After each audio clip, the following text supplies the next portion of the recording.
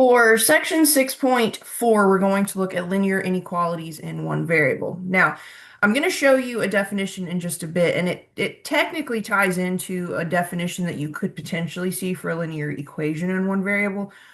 When I describe a linear equation in one variable, I don't typically describe it with this equation. So, some books would say a linear equation in one variable is an equation of the form where A, B, and C are real numbers such that A is not equal to 0. Okay, so that's just kind of a more formal way of saying you can have one type of variable and the exponent on that variable has to be a 1. Okay, I don't generally teach linear equations using this equation here, but it is true. So you could have some variable term plus a constant equaling a constant. Notice there's just one term, or there's one type of variable, and the exponent on that variable is 1. Okay? So that leads us to this definition for a linear inequality. Okay? Inequalities are a different critter. Most students, by the time they get to a topic like this, they understand what inequality symbols are. So we have the following. So this first one is just less than. The second one is greater than. Then we have less than or equal. And finally, we have greater than or equal. So most students have at least a general understanding of inequality symbols. Now we have to kind of take this idea of an inequality symbol, take this idea of an equation, and like merge the two. Okay? So for our definition, we have a linear inequality in one variable is any inequality of the form ax plus b is less than or equal to c. Okay, so it's basically the same thing that we had up here. We're just replacing the equal sign with an inequality symbol. Okay, that's the big difference here. Okay, now just on paper, that's the difference, but in terms of like the actual inequality and the solution, there's kind of a bigger difference there. Okay, so the symbol between ax plus b and c, so we're talking about this little booger right here, it can be any of the inequality symbols. It could be just plain less than, it could be plain greater than, it could be less than or equal, or it could be greater than or equal. I arbitrarily chose less than or equal to c for the definition when I typed it out. Okay, and we just have to know that a, b, and c are real numbers. We do want to note that a is not going to be 0. What we mean by that here, and then technically here, is that if a were 0, the variable term would disappear, and then you just have a statement that's either true or false made out of constants, okay? So you have to have at least one variable to say you have a linear equation in one variable or a linear inequality in one variable, okay? Now, when it comes to solving an inequality, this is where the real difference shows up. Okay, solving an inequality is the process of finding the set of numbers that will make the inequality true.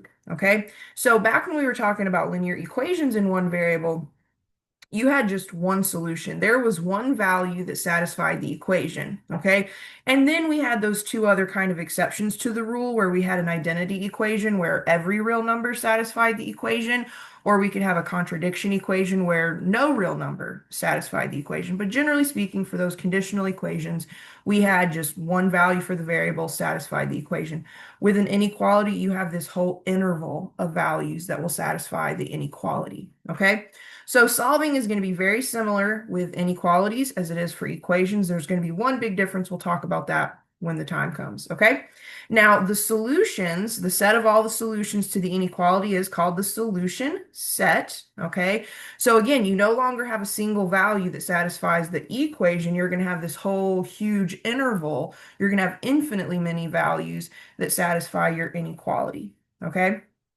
So, moving right along, the first thing we need to do when we start our chat about inequalities is we need to learn how to graph them, because when you're dealing with an inequality, you no longer have a single value for your solution, so we can't just write x equals 2. we would have to write every single value for x that satisfied the inequality. So for us, we write the answer in set notation. I'll show you that. We write the answer in interval notation. I'll show you that. And then we also frequently will graph the solution because you get a nice visual of what all of those solutions would look like. Okay? So for topic one, now that we know what a linear inequality in one variable is, we're going to talk about the graphs of the inequalities. Okay, so for topic one, officially graphs of inequalities. And I have written here, since there are infinitely many solutions to a linear inequality, the solution set can be represented with a graph on a number line. Again, we can't write out the individual solutions. There are infinitely many of them. We would write out solutions to a single inequality from now until the end of the semester and still not write them all out, okay? So we have to find some other way to represent our solution so we encompass every possible solution in that solution set, okay? One way to do that is with a graph, okay? So you're gonna have to get used to this idea of brackets, and we'll call them square brackets or round brackets. Some people will say parentheses and brackets, but technically you're thinking like round brackets and square brackets. That's generally how I'll talk about them, okay? So square brackets are used to indicate that the endpoints are included in the solution set. And I think once you see this in practice, it will make more sense. So don't get too bent out of shape about just the definition here.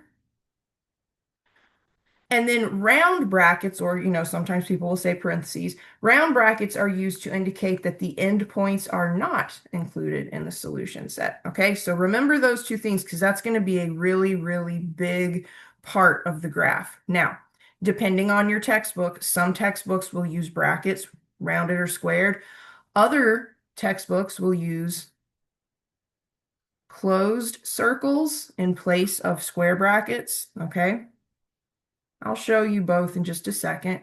Or for round brackets, they will use open circles. And again, I'll show you what I mean by that in just a second. So if you're kind of like, what in the world is she talking about with square brackets and round brackets and open circles and closed circles? Let's practice a few examples so you can see exactly what I mean. Okay. So for example one, it says graph the solutions of each inequality. So what I have stated here would be like the final line of a solved inequality. We have the solution. Okay. We want to graph that. So for part A, I have x is less than 4. This quite literally translates to all values.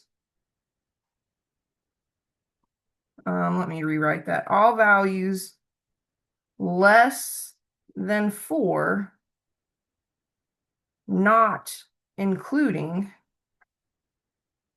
exactly 4. So because we have what's called a strict inequality, we're being told that values for x have to be less than 4.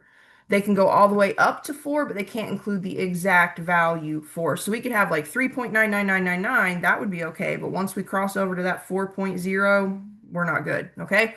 So how would we graph this? Well, first locate your boundary point. Your boundary point is whatever number we're dealing with. So my boundary point here would be 4. Okay, so I want to locate that on the number line. Okay, so I can see that 4 is over here on the right.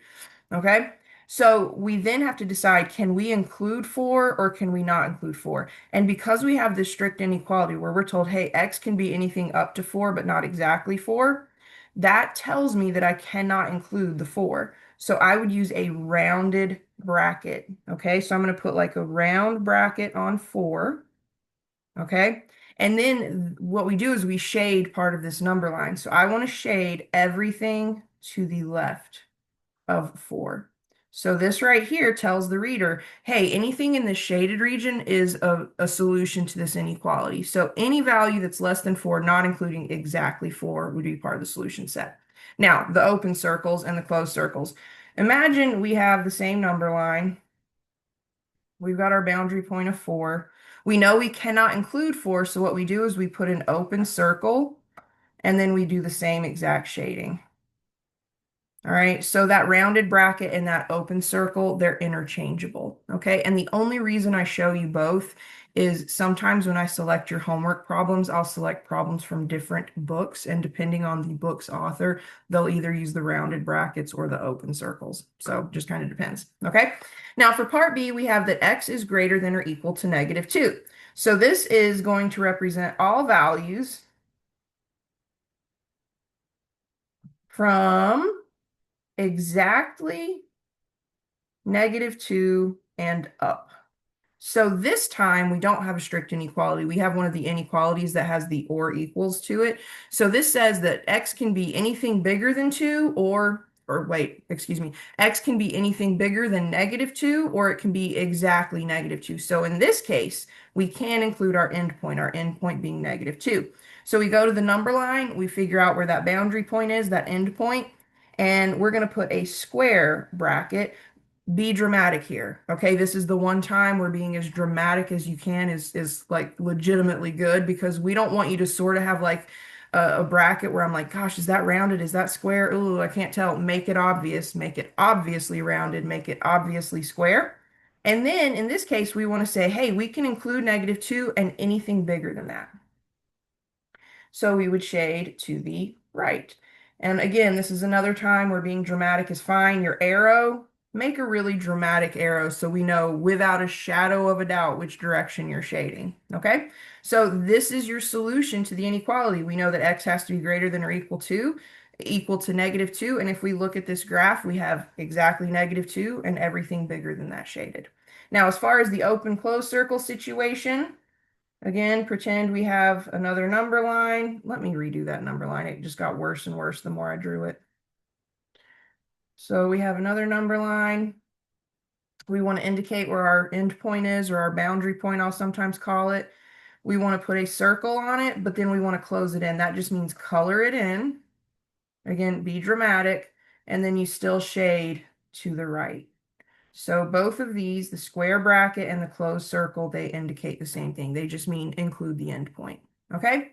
Finally, for part C, we have what's called a compound inequality. A compound inequality will have two inequality symbols in it, but it should read from left to right, smallest to largest with the variable in the center. So this says -4 is less than or equal to x, which is less than 1. This just means values for x can be exactly -4 and then up to 1, not including the 1. So values for x are going to be between -4 and 1. We can include -4. We cannot include -1. So we go to our number line. We want to put a square bracket on -4, a round bracket on 1, and then we want to shade in the middle. Okay, now if we did the circles, we've got our number line, we've got our end points. We want to do a closed circle at -4 to tell the reader, hey, we can include exactly -4. We want to do an open circle at 1, and then we want to shade in the middle. Okay, so there you have seen kind of the different possibilities for graphs of inequalities. You can shade to the left, you can shade to the right, you can include an endpoint, you cannot include an endpoint, or you can have these compound inequalities where you have two endpoints and then you shade in between them. Now, if you were to take a higher level algebra class, you could have a situation where you have two endpoints and you shade opposite directions, but we are not going to see that in this class, okay? So that's it for this video. It's a little bit long because we had that introduction stuff. In the next video, we're going to talk about two other ways that we can represent our solution, called interval notation and set builder notation.